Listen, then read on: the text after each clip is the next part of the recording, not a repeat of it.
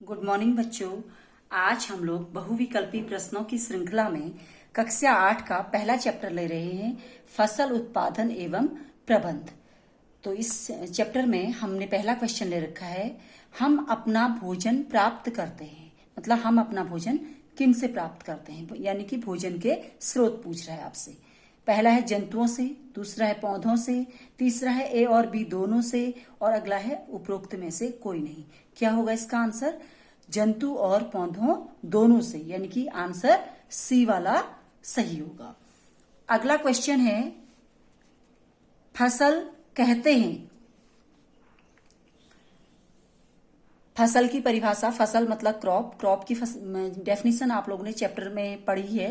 Chapter जब पढ़ा रखा है उस समय आप लोगों ने सुनी थी, तो उसी के आधार पर ये ऑप्शन दे रखे हैं। पहला ऑप्शन है, जब एक ही किस्म के पौधे किसी स्थान पर बड़े पैमाने पर उगाए जाते हैं। मतलब एक ही किस्म के पौधे बड़े स्थान पर एक साथ उगाए जाते हैं। दूसरा ऑप्शन है, एक ही स्थान पर विभिन्न किस्मों के, यानी कि अलग अलग किस्मों के पौधे बड़े पैमाने पर उगाए जाते हैं। सी वाला है उपरोक्त दोनों, डी है उपरोक्त में से कोई नहीं। कौन सा होगा इसका आंसर? ए वाला। क्यों? क्योंकि इसमें क्या कह रहा है, एक ही किस्म के पौधे एक ही स्थान पर या बड़े पैमाने पर उगाए जाते हैं। जब एक ही तरह के पौधे उगाए जाते हैं तब उसको हम फसल कहते हैं। अगर ढेर सारे अनाजों के पौधे या ढेर सारी फसलों के पौधे एक साथ उगाए जाएंगे तो फिर वो एक ही फसल के अंदर नहीं आती है। तो इसका ऑप्शन ए सही होगा, जब एक ही किस्म के पौधे किसी एक स्थान पर बड़े पैमाने पर उगाए जाते हैं। अगला क्वेश्चन है, फसलों को वर्गीकृत किया जा सकता है मिट्टी के आधार पर, मौसम के आधार पर, ए तथा बी दोनों, उपरोक्त में से कोई नहीं। फसलों को आपने पढ़ा होगा, फसलों का वर्गीकरण यानी कि क्लासिफिकेशन ऑफ क्रॉप्स आपने पढ़ा होगा। कितने टाइप की होती हैं? 3 टाइप की होती हैं जनरली, रबी की फसल, खरीफ की फसल और जायद। ठीक है ना। ये किसके आधार पर है? क्या ये मिट्टी के आधार पर है? नहीं, ये किसके आधार पर है? मौसम के आधार पर। तो ऑप्शन बी सही होगा। अगला क्वेश्चन है, क्वेश्चन नंबर 4, निम्नलिखित फसलों में खरीफ की फसल नहीं है। मतलब बाकी फसलें खरीफ की हैं, कोई एक फसल खरीफ की नहीं है। नहीं है लिखा है, ध्यान दीजिएगा। ऑप्शन है इसका धान, मक्का, सोयाबीन और गेहूं। कौन सी फसल नहीं है इसमें खरीफ की? आपने खरीफ की फसलें पढ़ी हैं, गेहूं की नहीं है। गेहूं की फसल कौन सी फसल होती है? रबी की फसल। ठीक है ना। अगला क्वेश्चन है, निम्नलिखित फसलों में रबी की फसल नहीं है, यानी कि रबी की फसल इसमें नहीं है। ऑप्शन दे रखे हैं, गेहूं, चना, मक्का, मटर। गेहूं भी रबी की फसल है, चना भी है, मटर भी है। कौन सी नहीं है? मक्का। मक्का किसकी फसल है? खरीफ की फसलों में है। तो कौन सा ऑप्शन सही होगा यहाँ पर? सी। अगला क्वेश्चन है, फसल उगाने का प्रथम चरण है, यानी कि फसल आप जब खेत में लगाते हैं तो उसका पहला जो स्टेप होता है वो क्या होता है? मिट्टी तैयार करना, खाद एवं उर्वरक देना, बुआई, सिंचाई। सबसे पहले आप क्या करते हैं? मिट्टी तैयार करते हैं। तो कौन सा ऑप्शन सही होगा? पहला वाला। क्या है पहला ऑप्शन? मिट्टी तैयार करना। अगला क्वेश्चन है, यह जीव किसानों का मित्र कहलाता है। किसानों का मित्र हम कौन से जीव को कहते हैं? यानी कि पहला है कीट, कीट पतंगे यानी कि, दूसरा है केचुआ, तीसरा है स्नेल, स्नेल आप घोंघा भी जिसको बोलते हैं, और फिर है उपरोक्त सभी। कौन सा होता है किसानों का मित्र? केचुआ, यानी कि अर्थवर्म भी आप जिसको बोलते हैं। फिर इसके बाद क्वेश्चन नंबर 8, मिट्टी को उलटने, पलटने एवं पोला करने की प्रक्रिया कहलाती है। उलटने, पलटने और पोला करने की प्रक्रिया कहलाती है। पहला है बुआई यानी कि सोइंग, दूसरा है सिंचाई, इरिगेशन, कटाई, हार्वेस्टिंग, जुताई, टिलिंग। उलटना, पलटना और पोला करना क्या होता है? ये जुताई। क्या होता है? जुताई। तो ऑप्शन डी वाला सही होगा। अगला क्वेश्चन है, खेत को समतल करने का कार्य किया जाता है। यानी कि जब हम खेत की जुताई कर लेते हैं, यानी कि उसमें जब हम जुताई का कार्य ज्यादातर पहले से हल से किया जाता था, तो जुताई करने के बाद क्या होता है, उसमें बड़े बड़े डल्ले जैसे बन जाते हैं मिट्टी के, है ना। तो उन मिट्टी के डल्लों को समतल करने का कार्य किया जाता है। किसके द्वारा? पाटल के द्वारा, हल के द्वारा, कुदाली के द्वारा, उपरोक्त सभी के द्वारा। क्या होगा इसका आंसर? पाटल के द्वारा। ये पाटल एक प्रकार का पारंपरिक औजार था, इसके जरिए हम खेत को समतल करते थे। इसमें एक बैलों की जोड़ी इसको आगे से खींचती थी और एक आदमी इसको पीछे से चलाता था। अगला क्वेश्चन है, प्राचीन काल में खेतों की जुताई यानी कि टिलिंग का कार्य किया जाता था। प्राचीन काल में, ध्यान दीजिएगा, यानी कि पुराने समय की बात कर रहा है। पाटल के द्वारा, पाटल के द्वारा तो हम खेत को समतल करते हैं, जुताई तो करते नहीं है। अगला है कुदाली के द्वारा, हल के द्वारा और कल्टीवेटर के द्वारा। कुदाली क्या हल खेत को जुताई करने का काम करेगी? नहीं। आंसर क्या होगा? हल। कल्टीवेटर आधुनिक समय में इसका यूज होता है, कल्टीवेटर पुराने समय में नहीं हुआ करते थे। अगला है, हल में मजबूत तिकोनी पट्टी, एक तिकोनी पट्टी लगी रहती है हल में, जो कि काफी मजबूत होती है, लोहे की पट्टी होती है, यह कहलाती है। अब ये क्या कहलाती है, इसके ऑप्शन आप लोग देखिएगा। हल सेफ्ट, फाल, छड़, उपरोक्त में से कोई नहीं। क्या कहलाती है? फाल। इसको कहते हैं हम लोग फाल।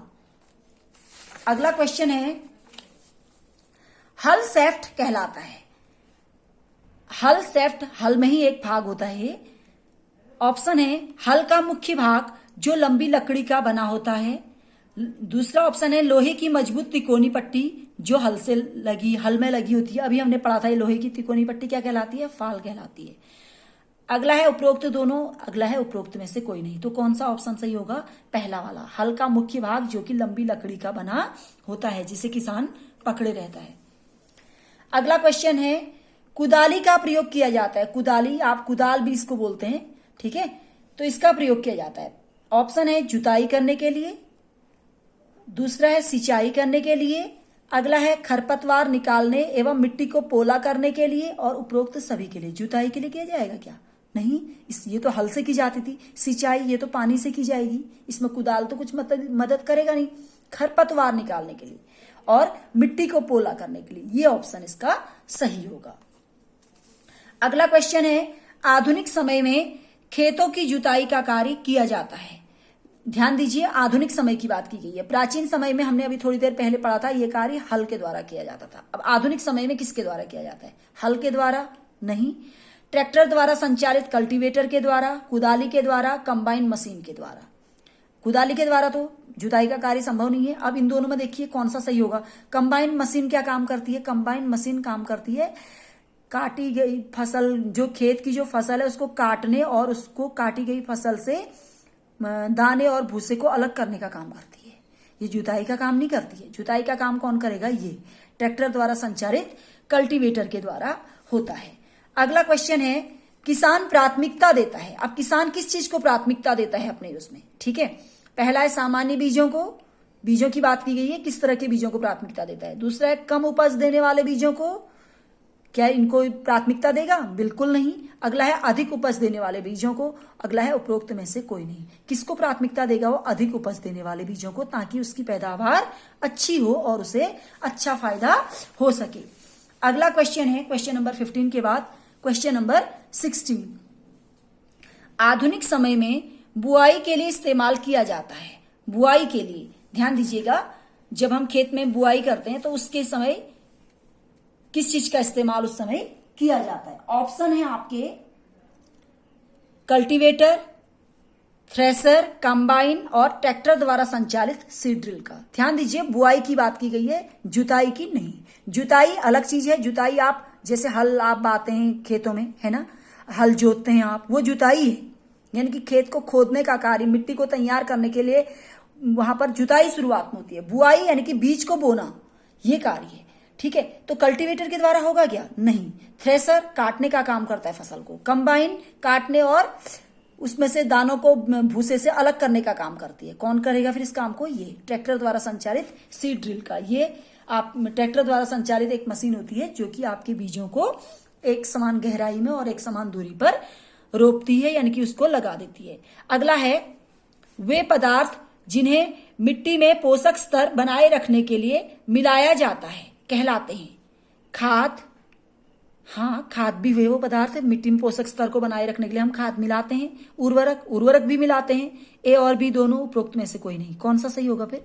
दोनों मिलाते हैं तो उपरोक्त दोनों। अगला है, खाद है। अब खाद क्या चीज है? एक प्रकार का रासायनिक पदार्थ, एक प्रकार का कार्बनिक पदार्थ, उपरोक्त दोनों, उपरोक्त में से कोई नहीं। खाद क्या है? एक प्रकार का कार्बनिक पदार्थ। ये ऑर्गेनिक मैन्योर कहलाता है। ठीक है ना, यानी कि ये ऑर्गेनिक मटेरियल यानी कि कार्बनिक पदार्थ कहलाता है। अगला क्वेश्चन है एनपीके, जो कि एक प्रकार का उर्वरक है। आप याद कीजिए, इसमें यह भी लिख दिया गया है जो कि एक प्रकार का उर्वरक है। उर्वरक की आपको जब डेफिनेशन बताई गई थी कि एक रासायनिक होते हैं, रसायन होते हैं एक प्रकार के, तो उसमें उसका एक एग्जाम्पल बताया गया था एनपीके। तो इसका पूरा नाम है, ऑप्शन है nitrogen potassium calcium, nitrogen phosphorus calcium, nitrogen potassium chlorine, nitrogen phosphorus potassium. ध्यान दीजिएगा, नाइट्रोजन, पहला तो नाइट्रोजन ही होता है इसमें, दूसरा क्या होता है पी से, पोटेशियम होता है क्या? नहीं, फास्फोरस होता है। तो फास्फोरस के दो ऑप्शन है। कैसे क्या होता है फिर, कैल्शियम होता है? नहीं, कैल्शियम तो सी होता है। कैल्शियम का फॉर्मूला तो आपका सी है, मैंने कहा था फॉर्मूले से आधारित है इसका नाम। कैल्शियम तो आपका ये होता है, तो क्या ये पॉसिबल है? नहीं। के का नाम क्या होता है? पोटेशियम। तो कौन सा ऑप्शन सही है? डी वाला, nitrogen phosphorus potassium. Next question, मिट्टी की उर्वरता बनाए रखने के लिए हमें उपयोग करना चाहिए, मतलब मिट्टी की उर्वरक क्षमता को हमें नष्ट ना हो और उसको बनाए रखें, तो उसके लिए किस चीज का प्रयोग करना चाहिए? उर्वरकों का, खाद या जैविक खाद का, या उपरोक्त दोनों का, या उपरोक्त में से कोई नहीं? कौन होगा? खाद होगी, क्योंकि उर्वरक क्षमता खाद से बनी रहती है। उर्वरकों से अगर हम खेत में अगर उर्वरकों का या रसायनों का उपयोग करें, उर्वरक एक प्रकार के रसायन है, तो इससे खेत की उर्वरता समाप्त हो जाती है धीरे धीरे। तो हम खेत की उर्वरता को बनाए रखने के लिए क्या मिलाते हैं खेत में? खाद। तो ऑप्शन बी सही होगा। अगला क्वेश्चन है, फसल चक्रण वह प्रक्रिया है जिसमें फसल उगाई जाती है। फसल तो उगाई जाती है, लेकिन और भी ऑप्शन हो सकते हैं। एक ही फसल तो वैसे भी उगाई जाती है, कई तरीके से उगाई जाती है। अगला है, फसल को चक्र की तरह घुमाया जाता है। चक्रण से नाम से देखिए कैसा ऑप्शन बना दिया इसने, चक्र की तरह गोल गोल घुमाया जाता है। ऐसा होगा क्या? पॉसिबल ही नहीं है। अगला है, अलग अलग फसलों को एकांतर क्रम में बारी बारी से उगाया जाता है। ये सही होगा। अगला है, उपरोक्त सभी। कौन सा सही होगा? अलग अलग फसलों को एकांतर क्रम में बारी बारी से उगाया जाता है। ये एक्चुअली में नॉर्थन इंडिया यानी कि उत्तरी भारत के किसानों को इसके लिए प्रोत्साहित किया गया था। फसल चक्रण एक प्रक्रिया थी, इसके लिए सरकार द्वारा उनको प्रोत्साहित किया गया था, उनको जागरूक किया गया था कि वो फसल चक्रण द्वारा अपने खेतों में उर्वरक क्षमता को बनाए रख सकते हैं। इसमें वो क्या करते थे कि एक बार जैसे उन्होंने अनाज वाली फसल उगाई, दूसरी बार वो लेग्यूम्स को उगाते थे, यानी कि फलीदार फसलों को, ताकि उससे नाइट्रोजन की जो मात्रा थी, वायुमंडलीय नाइट्रोजन को, क्योंकि लेग्यूमिनियस प्लांट जो होते हैं आपके, यानी कि फलीदार पौधे होते हैं, उनकी जड़ों में कुछ बैक्टीरिया पाए जाते हैं जो कि वायुमंडल की नाइट्रोजन को ग्रहण करके उसे विलेय रूप में बदल देते हैं, जिसे पौधे आसानी से ग्रहण कर सकते हैं। यानी कि खेत में नाइट्रोजन की कमी पूरी हो जाती है, यानी कि खेत में जो उर्वरता है, उर्वरक क्षमता है खेत की, या खेत में जो आवश्यक पोषक तत्व हैं वो बने रहते हैं। इसलिए यहाँ पर क्या है कि अलग अलग फसलों को एकांतर क्रम में इसमें उगाया जाता है। अगला है, राइजोबियम बैक्टीरिया पाए जाते हैं। अब ये कहाँ पाए जाते हैं? ऑप्शन है लेग्यूमिनस फलीदार पौधों की जड़ों में। अगला है फलदार पौधों की जड़ों में। अगला है छायादार वृक्षों की जड़ों में। उपरोक्त सभी में। किसमें होते हैं? फलीदार। फलदार नहीं होते हैं, फलदार अलग चीज है। फलदार आम, अमरूद ये सब हो गए, फलीदार अलग है। फलीदार यानी कि जिसमें फलियां लगती है लंबी लंबी, आप जिनको क्वास भी बोलते हैं अपनी भाषा में, ठीक है ना। लेग्यूमिनस प्लांट भी बोलते हैं इनको, हम लेग्यूमिनस भी बोलते हैं इनको, ठीक है ना। तो आपका यहां पर ऑप्शन सही होगा, फलीदार पौधों की जड़ों में। अगला क्वेश्चन है, राइजोबियम बैक्टीरिया सहायक होते हैं भोजन बनाने की प्रक्रिया में और वायुमंडलीय नाइट्रोजन का स्थिरीकरण करने में, वायुमंडल की नाइट्रोजन को नष्ट करने में और उपरोक्त सभी में। तो राइजोबियम किस में सहायक होंगे? भोजन बनाने में मदद करेंगे क्या? नहीं, क्योंकि ये तो जड़ में होते हैं। वैसे भी जड़ में तो भोजन बनता ही नहीं है। भोजन तो कहाँ बनता है? पत्ती में। वायुमंडलीय नाइट्रोजन का स्थिरीकरण करने में, यस, ये वायुमंडल की नाइट्रोजन को स्थिरीकरण करते हैं और उसे नाइट्रेट्स में कन्वर्ट करते हैं, जिससे कि पौधे अवशोषित कर लेते हैं। और वायुमंडल की नाइट्रोजन को नष्ट करने में नहीं, बिल्कुल नहीं, ये तो नाइट्रोजन का उपयोग कर रहे हैं, ठीक है। तो क्या ऑप्शन सही होगा? Option B. तो इस वीडियो में मैं आप लोग को क्वेश्चन 1 to 23 तक ही आप लोग को बता रही हूँ। हालांकि इस चैप्टर में अभी बहुत सारे क्वेश्चन हैं, आप लोग इसके लिए नेक्स्ट वीडियो को जरूर देखिएगा। इस चैप्टर में अभी तक मेरे करीब 46-47 क्वेश्चन बन चुके हैं और बाकी के क्वेश्चन मैं अगली वीडियो में बताऊंगी। और आप लोग फिलहाल यहाँ तक आप लोग क्वेश्चन नोट कीजिएगा। ओके, धन्यवाद।